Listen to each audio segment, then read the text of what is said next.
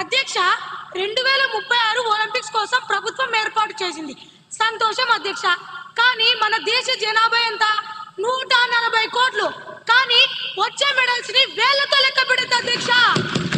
అధ్యక్ష మన వాళ్ళు జెవెలిన్ త్రో విసరడం కన్నా ఒకరి మీద ఒకరు బురద చల్లుకోవడంలో ఎక్కువ ఎక్స్పర్ట్స్.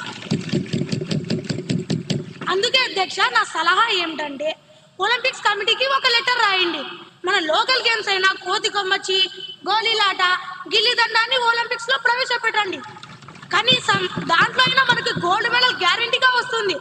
లేకపోతే మళ్ళీ అక్కడికి వెళ్ళి సెల్ఫీ దిగి వెనక్కి రావాల్సిందేనా అధ్యక్ష? ప్లేయర్స్ కి ట్రైనింగ్ ఇవ్వకుండా ఈ ప్రభుత్వం ఏం చేస్తుంది అధ్యక్ష? ఆరు బయట కూర్చొని చుక్కలు లెక్క పెడుతుందా అధ్యక్ష?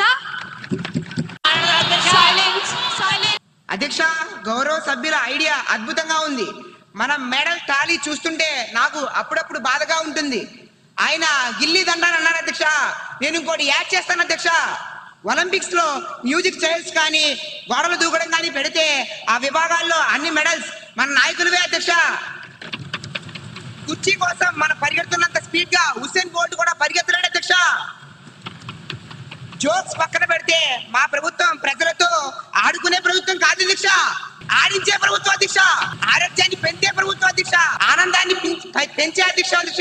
ప్రతిపక్షానికి వెటకారం, మాకు ప్రజలపై మమకారం. వారికి సెల్ఫీలు ముఖ్యం, మాకు సొల్యూషన్లు ప్రాముఖ్యం. ఆల్రెడీ మా ముక్తి గారు సవరణ అధ్యక్ష, మా ముఖ్యమంత్రి గారు ప్రకటించారు.